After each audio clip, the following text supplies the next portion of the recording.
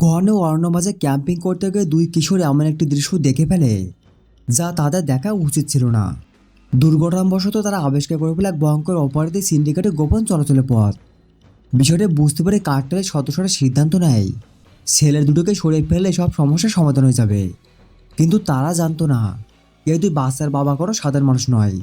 তিনি লি গার্নার, সাবেক special force operator, যুদ্ধক্ষেত্রে যার নাম শুনলে শত্রুরা আতঙ্কে কেঁপে উঠত। যখন তিনি জানতে পারেন তার সন্তানরা বিপদে মুখে পড়ছে, তখন এক মুহূর্তে দেরি করেন না। কোনো ব্যাকআপ ছাড়া তিনি প্রবেশ করেন জঙ্গলে গভীরে এবং ঘোষণা করেন এক ব্যক্তির যুদ্ধ। কিভাবে একজন অবসরপ্রাপ্ত সৈনিক একা একটি শক্তিশালী কার্টেলের সাম্রাজ্যের বিরুদ্ধে দাঁড়ালো এবং তাদের সবচেয়ে বড় দুঃস্বপ্নে পরিণত হলো। আজকের দুর্দান্ত অ্যাকশন থ্রিলার গানা সিনেমা গল্পে শুরু হয় আমেরিকার একটি কড়া নিরাপত্তা বেষ্টিত কারাগার থেকে। সেখানে বন্দী রয়েছে বিশাল এক অপরাধের চক্রপ্রধান। একদিন তাকে দেখতে আসে তার ছেলে জুলিয়াস। বাবার সঙ্গে সাক্ষাৎকালে জুলিয়াস প্রতিশ্রুতি দেয় খুব শিগগিরই সে তাকে কারাগার থেকে মুক্ত করার ব্যবস্থা করবে। জবাবে মাপের বস তাকে নির্দেশ দেয় ততদিন যেন সমস্ত অবৈধ ব্যবসা নির্বিঘ্নে চালিয়ে যায়। সেই রাতে জুলিয়াস তার কয়েকজন ঘনিষ্ঠ সহযোগীকে নিয়ে একটি বাড়িতে আনন্দ করার উদ্দেশ্যে সেখানে বসে থাকতে থাকতে তার নজর পড়ে টেলিভিশনে একটি সংবাদে দেখানো হচ্ছিল মার্কিন মেরিন বাহিনী কিংবদন্তি সদস্য লি গার্নার রাষ্ট্রপতির কাছ থেকে বিশেষ সম্মাননা গ্রহণ করছেন। প্রতিবেদনে বলা হয় আফগানিস্তানে একাধিক বিপজ্জনক সন্ত্রাসী গোষ্ঠীর বিরুদ্ধে অসাধারণ সাফল্যের জন্য তিনি স্বীকৃতি পেয়েছেন। খবরটি দেখে জুলিয়াস অবাক হয়ে যায়, কারণ সে জানতে পারে যে তারা বর্তমানে যে বাড়ি অবস্থান করছে সেটি মালিক আর কেউ নয়, স্বয়ং লি গার্নার। শুধু তাই নয়, ছুটিতে থাকায় গার্নার সেদিন বাড়িতে উপস্থিত ছিলেন। সমস্যা শুরু হয় তখন যখন জুলিয়াসের এক উচ্ছৃঙ্খল সহযোগে বাড়ির ভেতরে বিশৃঙ্খলা সৃষ্টি শুরু করে। সে মজা করার ছলে একেবারে ছুরি মারছিল। এর মধ্যে একটি ছুরি গার্নারের স্ত্রীর খুব কাছাকাছি দিয়ে চলে যায়। পরিস্থিতি নিয়ন্ত্রণে আনার জন্য গার্নার প্রথমে শান্তভাবে সতর্ক করেন, কিন্তু লোকটি উল্টো তাকে উস্কানি দিতে থাকে।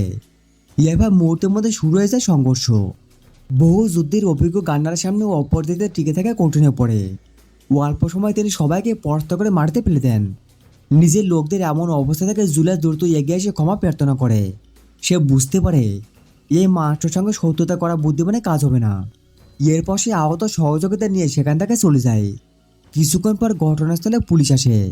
তারা বারে গোলাযোগাযোগের খবর পেয়েছিল। গার্নার পুরো বিষয়টি ব্যাখ্যা করে পুলিশ কর্মকর্তা মজা করে তাকে বলেন, মনে রাখবেন আপনি এখন যুদ্ধক্ষেত্রে নন। পরদিন সন্ধ্যায় গার্নার তার স্ত্রী ও দুই ছেলেকে নিয়ে একসঙ্গে রাতের খাবার খাচ্ছিলেন। বড় ছেলে ট্রাভিস এবং ছোট ছেলে জ্যাককে তিনি প্রস্তাব দেন যে পরদিন তারা জঙ্গলে ক্যাম্পিং করতে যাবে। জ্যাক সঙ্গে সঙ্গে উচ্চের সঙ্গে রাজি হয়ে যায়, তবে ট্রাভিস যেতে চায় না, কারণ সে আগে থেকে বান্ধবীকে সময় দেওয়ার প্রতিশ্রুতি দিয়েছিল। খাওয়া শেষ হওয়ার পর গার্নারের স্ত্রী জানান বারে ব্যস্ততা থাকায় তিনি তাদের সঙ্গে যেতে পারবেন না। তবে তিনি অনুরোধ করেন যেন ট্রাভিসকে কোনোভাবে সঙ্গে নেওয়া হয়, কারণ ছেলেটি ইদানিং পরিবারের সাথে নিজের সম্পর্ক নিয়ে বেশি ব্যস্ত। পরদিন সকালে দেখা যায় ট্রাভিস বাড়িতে নেই। সে আগের রাত থেকে তার বান্ধবী বাড়িতে অবস্থান করছে। বিষয়টি জানার পর গার্নার নিজেই সেখানে পৌঁছে যান। বাড়ি মালিক প্রথমে তাকায় ঢুকতে দিতে না চাইলেও তিনি ভেতরে প্রবেশ করেন এবং সরাসরি সেই ঘরে যান যেখানে ট্রাভিস ঘুমাচ্ছিল। সেখানে গিয়ে তিনি ছেলেকে ঘুম থেকে তুলে স্পষ্ট জানিয়ে দেন আর সে যে কোনো অবস্থাতে ক্যাম্পিংয়ে যাচ্ছে। এবার ট্রাভিসকে সঙ্গে এনে তিনি জঙ্গলের উদ্দেশ্যে রওনা দেন। আর সেখান থেকে শুরু হতে যাচ্ছে তাদের জীবনের সবচেয়ে ভয়ঙ্কর অভিজ্ঞতা। ট্রাভিসকে নিয়ে বের হওয়ার আগে গার্নার মেয়েটির বাবা প্রতি নিজের অসন্তোষ প্রকাশ করেন। তিনি স্পষ্টভাবে বলেন বিয়ের আগে অবিবাহিত ছেলে মেয়েকে একই করে রাত কাটানোর সুযোগ দেওয়াটা মোটেই দায়িত্বশীল অভিভাবকের কাজ নয়। এরপরে সময় নষ্ট না করে তিনি ট্রাভিসকে সঙ্গে নিয়ে বাড়ি থেকে বেরিয়ে আসেন। কিছুক্ষণ পর তাদের সঙ্গে যোগ দেন গার্নারের চাচা। এরপর চারজন একসঙ্গে করে গভীর অরণ্যের উদ্দেশ্যে যাত্রা শুরু করেন। শহরে কোলাহল ছেলে প্রকৃতির শান্ত পরিবেশে পৌঁছানোর পর গার্নারের দুই ছেলেকে চারপাশে মনোমুগ্ধকর দৃশ্য দেখতে থাকেন। উঁচু গাছপালা, খোলা আকাশ আর নির্জন পরিবেশে মুহূর্তের মধ্যে তাদের মন জয় করে নেন। রাত নামার পর তারা ক্যাম্প স্থাপন করেন। আগুন জ্বেলে সবাই ক্যাম্প ফায়ারের চারপাশে বসে পড়ে। সেখানে গার্নার তার চাচা দুই ছেলে নিজেদের জীবনের নানা অভিজ্ঞতা ও স্মৃতি নিয়ে গল্প করতে থাকে। যে ট্রাভিস শুরুতেই এই ভ্রমণে আসতে রাজি ছিল না, সেও ধীরে ধীরে পরিবেশের প্রেমে পড়ে যায়। রাত গভীর হলে গার্নার ছেলেদের বিশ্রাম নিতে বলেন, কারণ পরদিন ভোরে তাদের হরিণ শিকারে বেরোও পরিকল্পনা ছিল। পরদিন ভোরে তারা এটিভি বাইকে ছেড়ে জঙ্গলের ভেতরে প্রবেশ করে। প্রথমে সবকিছু স্বাভাবিক মনে হলেও কিছু দূর এগোতে গার্নারের অভিজ্ঞ চোখ অস্বাভাবিক কিছু লক্ষ্য করে। আশেপাশে অনেক মৃত প্রাণী দেহ ছড়িয়ে ছিটিয়ে পড়েছিল। শুধু তাই নয়, কাছের নদীটিও প্রায় সম্পূর্ণ শুকে গিয়েছিল। এতগুলো অস্বাভাবিক ঘটনা একসঙ্গে দেখে তার সন্দেহ হয়। তাই তিনি ট্রাভিস ও জ্যাককে একটি নিরাপদে স্থানে অপেক্ষা করতে বলে নিজের চাচাকে একসঙ্গে নিয়ে তারা আশেপাশে এলাকায় পর্যবেক্ষণ করতে বের হন। তদন্ত করতে করতে তারা এমন একটি দৃশ্য সামনে পৌঁছে যায় যা থেকে দুজনই হতবাক হয়ে যায়। জঙ্গলে গভীরে বিশাল একটি অবৈধ মাদক উৎপাদন কেন্দ্র গড়ে তোলা হয়েছে। এটি ছিল সেই কুখ্যাত মাপের সাম্রাজ্যের অন্যতম গোপন ঘাঁটি, যার নেতৃত্ব বর্তমানে জুলিয়াসের হাতে। গান্নার বুঝতে পারে বিষয়টি অত্যন্ত বিপজ্জনক। তিনি কোনো সংঘর্ষে জড়াতে চাননি, তাই চুপচাপ সেখান থেকে ফিরে যাওয়ার সিদ্ধান্ত নেন। কিন্তু ভাগ্য যেন কোনো কিছু লিখে রেখেছিল। ফিরে আসার সময় হঠাৎ গান্নার চাচা মাঠের নিচে পুঁতে রাখা একটি ল্যান্ডমাইনও পা পেলেন। পরের মুহূর্তে বিকট শব্দে বিস্ফোরণ ঘটে। বিস্ফোরণের তীব্রতা তার শরীর ছিন্নভিন্ন হয়ে যায় এবং ঘটনাস্থলে তার প্রাণ যায়। বিস্ফোরণের শব্দে চারদিকে ছড়িয়ে পড়তে কার্টেলের সশস্ত্র সদস্যরা সতর্ক হয়ে যায়। মুহূর্তের মধ্যে চারপাশ থেকে অসংখ্য অস্ত্রধারী লোক ঘটনাস্থলে ছুটে আসে। পরিস্থিতি বুঝে গার্নার সামনে আর কোনো বিকল্প ছিল না। বাধ্য হয়ে তিনি লড়াই শুরু করেন। নিজের অসাধারণ যুদ্ধ দক্ষতা ব্যবহার করে তিনি একের পর এক শত্রুকে পরিচিত করতে থাকেন। কিন্তু সংঘর্ষের মাঝে জুলিয়াস একটি সুযোগ পেয়ে যান। গার্নার যখন বন্দুকযুদ্ধে ব্যস্ত, তখন সে ট্রাভিস ও জ্যাককে খুঁজে বের করে বন্দুক করে ফেলে। দুই ছেলেকে জিম্মি করে পা জুলিয়াস উচ্চস্বরে গার্নারে আত্মসমর্পণের নির্দেশ দেয়। সে জানিয়ে দেয় তার ছেলেদের জীবন এখন সম্পূর্ণ তার হাতে। কিন্তু বহু যুদ্ধের অভিজ্ঞ একজন মেরিন যোদ্ধা এত সহজে মাথা নত করা মানুষ নন। আত্মসমর্পণের পরিবর্তে গার্নার নতুন পরিকল্পনা করতে শুরু করেন এবং যে কোনো মূল্যে সন্তানদের উদ্ধার করার সংকল্প নেন। একদিকে কার্টেলের ভেতর থেকে একজন সদস্য গোপন একটি কাজ করছিল। সে আসলে আইন শৃঙ্খলা বাহিনীর কাজ করে একজন আন্ডারকভার এজেন্ট ছিল। সুযোগ পেয়ে সে পুরো অবস্থানে তথ্য মাদকদ্রব্য নিয়ন্ত্রণ সংস্থার কাছে পাঠিয়ে দেয়। অন্যদিকে গার্নারকে খুঁজে না পেয়ে জুলিয়াস ক্রমে ক্ষিপ্ত উঠছিল। সে তার লোকদের করার নির্দেশ দেয় জঙ্গলের প্রতিটি কোণা তন্ন করে খুঁজে হলেও গার্নারকে খুঁজে বের করতে হবে। ঠিক তখনই পরিস্থিতি নাটকেও মোড় নেয়। হঠাৎ করে এলাকা জুড়ে হেলিকপ্টার শব্দ শোনা যায় এবং সেখানে একটি বিশাল কমান্ডো বাহিনী অভিযান চালাতে উপস্থিত হয়। আইন শৃঙ্খলা বাহিনী আকস্মিক উপস্থিতিতে পুরো কার্টেল শিবিরে বিশৃঙ্খলা ছড়িয়ে পড়ে।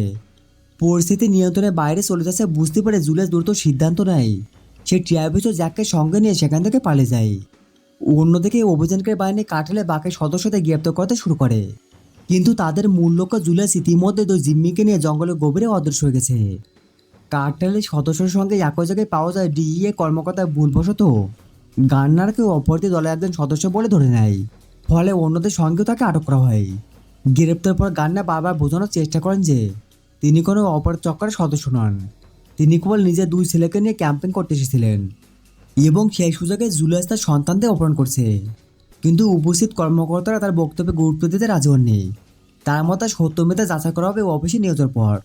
ডিইএ সদর দপ্তরে পৌঁছানোর পর গার্নারকে জিজ্ঞাসাবাদের জন্য একজন ঊর্ধ্বতন কর্মকর্তা সামনে নেওয়া হয়। সেখানে তিনি নিজের নির্দোষের কথা বারবার তুলে ধরেন এবং অনুরোধ করেন যেন তাকে মুক্তি দেওয়া হয়, কারণ তার সন্তানদের জীবন ঝুঁকির মধ্যে রয়েছে। কিন্তু প্রধান কর্মকর্তা তার কোনো কথা বিশ্বাস করেন না, বরং তিনি মনে করেন গার্নার নিজের ওপর ঢাকার জন্য গল্প বানাচ্ছে। এই অবিশ্বাস্য গার্নার ধৈর্য ভেঙে যায়। প্রচণ্ড ক্ষোভে তিনি উত্তেজিত হয়ে ওঠেন এবং পরিস্থিতি প্রায় নিয়ন্ত্রণের বাইরে চলে যায়। সৌভাগ্যবশত সেখানে উপস্থিত এক পুলিশ কর্মকর্তা গার্নারকে আগে থেকে চিনতেন। তিনি দ্রুত হস্তক্ষেপ করে পরিস্থিতি শান্ত করেন এবং আশ্বাস দেন যে সত্যতা যাচাই করে যত দ্রুত সম্ভব তাকে মুক্ত করার ব্যবস্থা করা হবে। প্রায় আধা ঘন্টা পর থানায় পৌঁছান তার স্ত্রী। স্বামীকে সামনে দেখে তিনি কান্নায় ভেঙে পড়েন, একসঙ্গে ক্ষোভও প্রকাশ করেন। তার অভিযোগ গার্নারের একগুর্মির কারণে তার চাচা প্ল্যান হারিয়েছে এবং তাদের দুই সন্তান অপহরণ হয়েছে। তিনি স্পষ্ট জানিয়ে দেন কোনো অজুহাত শুনতে চান না, যে কোনো মূল্যে সন্তানদের ফিরে আনতেই হবে। এই উত্তেজনাপূর্ণ মুহূর্তে গার্নারের ফোন বেজে ওঠে। ফোনে অভ্যাসে ছিল জুলিয়াস। জুলিয়াস বিশ্বাস করেছিল যে গার্নার আইন শৃঙ্খলা বাহিনীর তথ্য দিয়ে গোপনে কারখানা ধ্বংস করেছে এবং বিপুল পরিমাণ অবৈধ মালামাল জব্দ করেছে। তাই সে সরাসরি হুমকি দিয়ে বলে, যদি সন্তানদের জীবিত দেখতে চাও তাহলে পুলিশ যে মালপত্র জব্দ করেছে সেগুলো ফিরে দিতে হবে। গার্নার তাকে বোঝানোর চেষ্টা করে যে তিনি কোনোভাবে পুলিশের সঙ্গে কাজ করেননি, এমনকি বর্তমানে তিনি পুলিশের হেফাজতে আটক রয়েছে। কিন্তু জুলিয়াস এসব ব্যাখ্যা শুনতে রাজি নয়। তার একটাই দাবি, নিজে হারানো সম্পদ ফেরত চাই, অন্যথায় দুই ছেলে জীবন রক্ষা পাবে না। ফোন আলাপ শেষ হওয়ার কিছুক্ষণ পাশে পরিচিত কর্মকর্তা ফিরে আসেন। তদন্তে গার্নারের বিরুদ্ধে কোনো প্রমাণ না পাওয়া তাকে মুক্তি দেওয়ার সিদ্ধান্ত নেওয়া যায় বলে তিনি বলেন। মুক্ত হওয়ার পর গান্না প্রথমে জানতে চান জব্দ করা মালামাল কোথায় রাখা হয়েছে, কারণ তিনি বুঝতে পারছিলেন জুলিয়াসকে সন্তুষ্ট না করতে পারলে ছেলেদের উদ্ধার করা কঠিন হবে। কিন্তু কর্মকর্তা জানান সেই তথ্য তার জানার দরকার নেই। তাছাড়া পুলিশে এবছর থেকে এত বড় পরিমাণ চুরি করা প্রায় কার্যত অসম্ভব।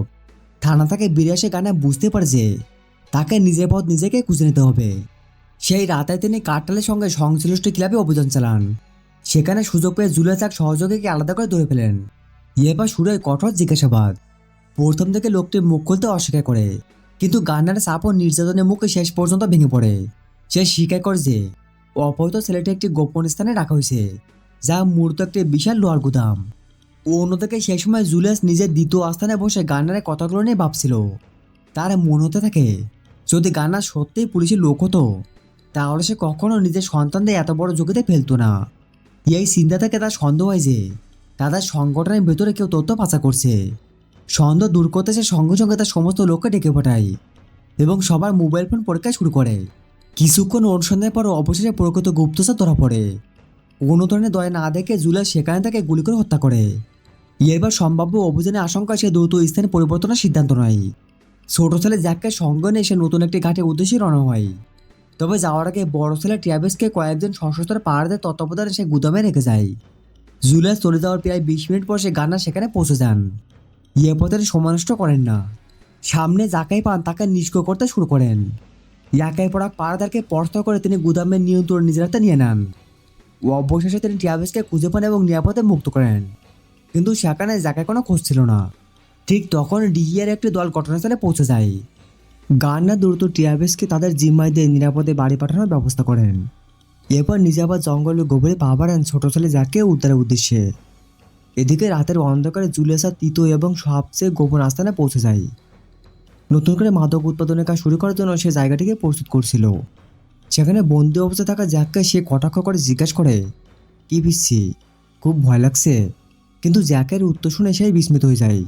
জ্যাক আত্মবিশ্বাসের সঙ্গে বলে, একটুও না, কারণ আমি জানি আমার বাবা আমাকে উদ্ধার করতে আসবেন। তিনি এমন শত্রুদের পরাজিত করছেন যাদের নাম শুনলে মানুষ ভয় পায়। তোমরা তার তুলনায় কিছুই না। এরপর দৃশ্য বদলে যায় ট্র্যাভিসের বাড়িতে। পুলিশের সহায়তায় নিরাপদে বাড়ি ফিরে আসতেই তার মা ছেলেকে জড়িয়ে ধরেন। এতক্ষণে তিনি বিশ্বাস করছিলেন যে হয়তো আর কখনো নিজের সন্তানকে দেখতে পাবেন না, তাই তাকে জীবিত সুস্থ অবস্থায় দেখে আবেগে ভেঙে পড়েন। ঠিক সেই সময় ট্র্যাভিসের মোবাইলে একটা বার্তা এসে পৌঁছায়। বার্তাটি ছিল গান্নারের। সেখানে সংক্ষিপ্তভাবে লেখা ছিল, দ্রুত চাচাবাড়ির পাশে নদীর ধারে চলে আয়। মেসেজ পাওয়ার সঙ্গে সঙ্গে ট্র্যাভিস সেখানে রওনা দেয়। নির্দিষ্ট স্থানে পৌঁছালে সে দেখতে পায় গান্না তার জন্য অপেক্ষা করছে। গান্না সরাসরি মূল কথায় চলে যান। তিনি জানতেন ট্র্যাভিস কম্পিউটার প্রযুক্তিতে অত্যন্ত দক্ষ, তাই তিনি তাকে একটি বিশেষ কাজ দেন। গান্নারের নির্দেশ ছিল যেভাবে হোক আইন শৃঙ্খলা বাহিনীর ডাটাবেসে পরিবেশ করে খুঁজে বের করতে হবে জুলিয়াসের বাবা জাবাল বর্তমানে কোন কারাগারে বন্দী রয়েছে। ট্র্যাভিস তার দক্ষতা কাজে লাগিয়ে খুব অল্প সময়ের মধ্যেই সিস্টেমে প্রবেশ করে ফেলে। কিছুক্ষণ অনুসন্ধানের পর সে জাবালের সম্পূর্ণ তথ্য এবং তার বর্তমান অবস্থা বের করতে সক্ষম হয়। ছোট ছেলে জ্যাককে উদ্ধারের জন্য এবার গান্নার এক সম্পূর্ণ ভিন্ন কৌশল গ্রহণ করেন। তিনি বুঝতে পারেন সরাসরি আক্রমণ করে জ্যাককে উদ্ধার করা কঠিন হবে, তাই তিনি সিদ্ধান্ত নেন নিজের পুরনো সামরিক যোদ্ধাদের সাহায্য নেওয়ার। তার পরিকল্পনা ছিল অত্যন্ত ঝুঁকিপূর্ণ। জাবালকে কারাগার থেকে বের করে এনে তাকে বিনিময়ের হাতের হিসেবে ব্যবহার করা। এরপর গল্প এগিয়ে যায় নতুন এক পর্যায়ে। দেখা যায় গার্নার এবং ট্র্যাভিস একটি সামরিক বিমানে অবস্থান করছে। বিমানটি দ্রুত গতিতে সেই কারাগার থেকে এগিয়ে চলেছে যেখানে জাবালকে বন্দি রাখা হয়েছে। গার্নার ইতিমধ্যে প্রস্তুতি নিয়ে ফেলেছেন। তিনি সিদ্ধান্ত নিয়েছেন আকাশপথে সরাসরি কারাগারের ভিতরে প্রবেশ করবেন। বিমানটি কারাগারের উপর দিয়ে উড়ে যাওয়ার মুহূর্তে তিনি প্যারাশুট নিয়ে নিচে ঝাঁপ দেন। মাঠের কাছাকাছি পৌঁছানোর আগে তিনি কয়েকটি ধোঁয়া বোমা নিক্ষেপ করেন। মুহূর্তের মধ্যে পুরো কারাগার ধোঁয়া ডেকে যায়। হঠাৎ সৃষ্টি বিশৃঙ্খলার নিরাপত্তা ব্যবস্থা ভেঙে পড়ে এবং চারদিকে আতঙ্ক ছড়িয়ে পড়ে। এই সূচকে গার্নার সফলভাবে ভেতরে প্রবেশ করেন। কারাগারে এক প্রহরী নিঃশব্দে অচেতন করে তার পোশাক পরে নেন এবং নিজেকে একজন নিরাপত্তারক্ষী হিসেবে ছদ্মবেশ ধারণ করেন। পরিকল্পনা অনুযায়ী তিনি ধীরে ধীরে জাবালের সেলের কাছে পৌঁছে যান। সেখানে গিয়ে তিনি নিজেকে জুলিয়াসে পাঠানো লোক হিসেবে পরিচয় দেন। তিনি জাবালকে বোঝান যে তার ছেলে গোপনে তাকে কারাগার থেকে বের করে আনার ব্যবস্থা করছে। জাবাল কোনো সন্দেহ না করে কথাগুলো বিশ্বাস করে ফেলে। ফলে সে স্বেচ্ছায় গান্নার সঙ্গে বেরিয়ে আসে।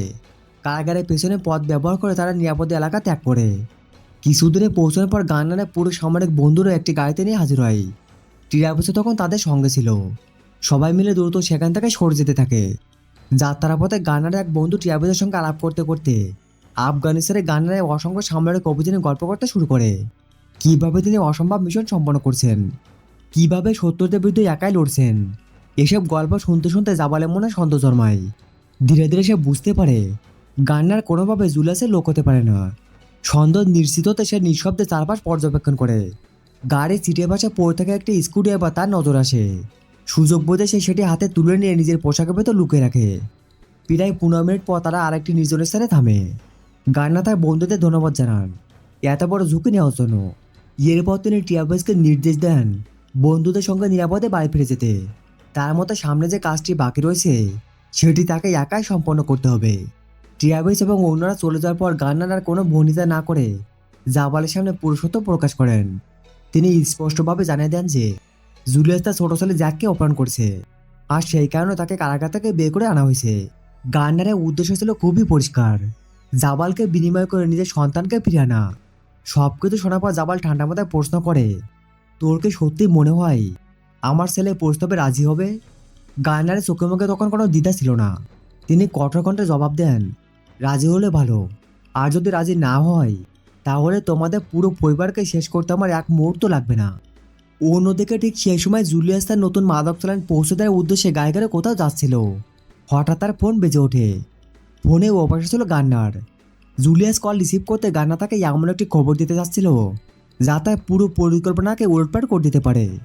কারণ এবার গান্নারের হাতে রয়েছে এমন একজন ব্যক্তি যার মূল্য জুলিয়াসের কাছে পৃথিবীর যে কোনো কিছু চেয়েও বেশি, তার নিজের বাবা জাবাল। গান্নার ফোনে জুলিয়াসকে জানিয়ে দেন, তোর বাবা এখন আমার হাতে বন্দি। যদি সত্যি তার জীবনের মূল্য তোর কাছে থেকে থাকে তাহলে আমার ছেলে জ্যাককে ফিরিয়ে দিতে হবে। নিজের বাবাকে জুলিয়াস অন্তর মতো ভালোবাসতো, তাই পোস্ট অপশনের পাশে খুব বেশি বাবার প্রয়োজন মনে করলো না। যে সরাসরি বন্দি মিলে সম্মতি জানায়। এবার জুলিয়াস একটি প্রত্যক্ষ কারখানার ঠিকানা পাঠিয়ে দেন এবং সেখানে দেখা করার কথা বলে। গান্নারা সময় নষ্ট করেন না, সঙ্গে সঙ্গে গাড়ি নিয়ে নির্ধারিত স্থানে থেকে রওনা দেন। প্রায় আধা ঘন্টা পর তিনি সেই যাওয়ার জন্য কারখানায় পৌঁছে যান। সেখানে পৌঁছে তিনি জুলিয়াসকে ফোন করে বাইরে আসতে বলেন। কিছুক্ষণের মধ্যে জুলিয়াস তার সশস্ত্র সহযোগী নিয়ে বাইরে উপস্থিত হয়। তার সঙ্গে বন্দি অবস্থা ছিল ছোট্ট জ্যাকাও। প্রথমে মনে হচ্ছিল সবকিছু পরিকল্পনা এগোচ্ছে, উভয় পক্ষ এই বিনিময়ের জন্য প্রস্তুত ছিল। কিন্তু পরিস্থিতি আচমকা বদলে যায়। জাবাল যখন ধীরে ধীরে নিজের ছেলেদেরকে এগিয়ে যাচ্ছিল ঠিক তখনই সে হঠাৎ ঘুরে দাঁড়ায়। এতক্ষণ লুকে রাখা স্ক্রুড্রাইভারটি বের করে সে গান্নারের উপর আকস্মিক আক্রমণ চালায়। তবে গান্নার ছিল বহু যুদ্ধজয়ী মেরিন কমান্ডো। বছরের পর বছর যুদ্ধক্ষেত্রে টিকে থাকার কারণে তার প্রতিক্রিয়া গতি ছিল অবিশ্বাস্য। আক্রমণের মুহূর্তে তিনি অস্ত্র বের করে পাল্টা গুলি করেন। 1 সেকেন্ডেরও কম সময় সব কিছু শেষ হয়ে যায়। জাবাল মারতে লুটে পড়ে এবং সেখানে তার মৃত্যু ঘটে। নিজের চোখের সামনে বাবাকে হারিয়ে জুলিয়াস ক্ষোভে উন্মাদ হয়ে যায়। খোদে বন্ধ এসে সমস্ত লোককে গান্নারের উপর ঝাঁপিয়ে পড়ার নির্দেশ দেয়। কিন্তু সংখ্যা যত বেশি হোক গান্নারের দক্ষতার সামনে তারা কেউ টিকতে পারেনি। একের পর এক আক্রমণকারীরা মারতে পড়তে থাকে। অল্প সময়ের মধ্যে পুরো এলাকা যুদ্ধক্ষেত্রে পরিণত হয়। পরিস্থিতি নিজের নিয়ন্ত্রণের বাইরে চলে যাচ্ছে বুঝতে পেরে জুলিয়াস নতুন পরিকল্পনা করে। সে দ্রুত জ্যাককে নিয়ে একটি হেলিকপ্টারের দিকে দৌড় দেয়। তার সবচেয়ে বিশ্বস্ত সহযোগী তখন তার সঙ্গে ছিল। ঠিক সে সময় ডিআর বিশেষ বাহিনী এলাকায় পৌঁছে যায়। তারা জুলিয়াসকে গ্রেপ্তার করার জন্য অভিযান শুরু করে, কিন্তু কয়েক সেকেন্ডের ব্যবধানে সবকিছু হাতছাড়া হয়ে যায়। হেলিকপ্টারটা ইতিমধ্যে আকাশে উড়ে গেছে। গান্নারকে কোথাও দেখা যাচ্ছিল না, ফলে সবাই ধরে নেয় জুলিয়াস পালাতে সক্ষম হয়েছে। আকাশে উড়তে উড়তে জুলিয়াস তার সহযোগীকে আদেশ দেয় বাবার মৃত্যু প্রতিশোধ হিসেবে জ্যাককে হেলিকপ্টার থেকে নিচে ফেলে দিতে। কিন্তু তারা কেউ বুঝতে পারেনি যে গান্নার গোপনে হেলিকপ্টারে উঠে পড়ছেন। সুযোগ বুঝে তিনি আচমকা আক্রমণ চালান। মুহূর্তের মধ্যেই জুলিয়াসের সহযোগীকে নিষ্ক্রিয় করে দেন তিনি। এরপর শুরু হয় গল্পের সবচেয়ে তীব্র মুখোমুখি সংঘর্ষ। সংকীর্ণ হেলিকপ্টারের ভেতরে গান্নার এবং জুলিয়াস প্যানপর লড়াই জড়িয়ে পড়ে। এক পর্যায়ে জুলিয়াস প্রায় গান্নারকে হেলিকপ্টার বাইরে ছুড়ে ফেলতে সক্ষম হয়েছিল, কিন্তু শেষ মুহূর্তে গান্নার নিজের সমস্ত শক্তি দিয়ে পরিস্থিতি পাল্টে দেন। দীর্ঘ সংগ্রামের পর শেষ পর্যন্ত জুলিয়াস তার সামনে দাঁড়িয়ে থাকতে পারে না। গান্নার আঘাতে তার অপরযাত্রার চূড়ান্ত পরিণতি ঘটে। তবে ততক্ষণে হেলিকপ্টারও মারাত্মকভাবে ক্ষতিগ্রস্ত হয়ে পড়েছিল, যে কোনো মুহূর্তে সেটি বিধ্বস্ত হতে পারত। এক মুহূর্তে দেরি না করে গান্নার জ্যাককে নিজের বুকে শক্ত করে জড়িয়ে ধরেন। তারপর হেলিকপ্টারে তাকে একমাত্র প্যারাশুটটি ব্যবহার করে দুজনে একসঙ্গে আকাশে ঝাঁপ দেন।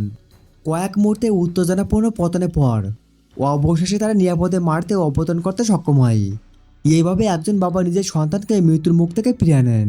শুধু তাই নয়, একই সঙ্গে ধ্বংস হয়ে যায় সেই কুখ্যাত অপর সাম্রাজ্য, যা বছর পর বছর অসংখ্য মানুষের জীবনে আতঙ্ক সৃষ্টি করছিল। গল্পের শেষ অংশে আমরা গান্নারকে একটি কবরস্থানে দেখতে পাই। তিনি সেখানেই এসেছেন তার আর এক ছেলে কবরের সামনে শ্রদ্ধা জানাতে। জানা যায় সেই ছেলেও বাবার পথ অনুসরণ করে মেন বাহিনীতে যোগ দিয়েছিল এবং দেশের জন্য যুদ্ধ করতে গিয়ে প্রাণ উৎসর্গ করেছিল। কবর সামনে দাঁড়ায় গান্নার নীরবের সঙ্গে একটি প্রতিজ্ঞা করেন। তিনি সংকল্প নেন, জীবনে যাই ঘটুক না কেন ট্রাভিস এবং জ্যাককে আর কখনো হারতে দেবেন না। এই আবেগন মুহূর্তের মধ্য দিয়ে সিনেমার সমাপ্তি ঘটে। তো বন্ধুরা, এটাই ছিল আজকের সিনেমার সম্পূর্ণ গল্প। একজন বাবা তার সন্তানের নিরাপত্তার জন্য কতটা দূর পর্যন্ত যেতে পারে, সেই বিষয়টি এই গল্পের শক্তিশালীভাবে তুলে ধরা হয়েছে। ভিডিওটি যদি তোমাদের ভালো লেগে থাকে তাহলে অবশ্যই একটি লাইক করে দিও। আর এমন আরও মুভি এক্সপ্লেনেশন দেখতে চাইলে চ্যানেলটি সাবস্ক্রাইব করে পাশে থেকো, নোটিফিকেশন বেলটি অন করে রাখতে পারো। আজকের মতো এখানেই বিদায়, আবার দেখা হবে নতুন কোনো গল্প নিয়ে। সবাই ভালো থেকো, সুস্থ থেকো। আল্লাহ হাফেজ।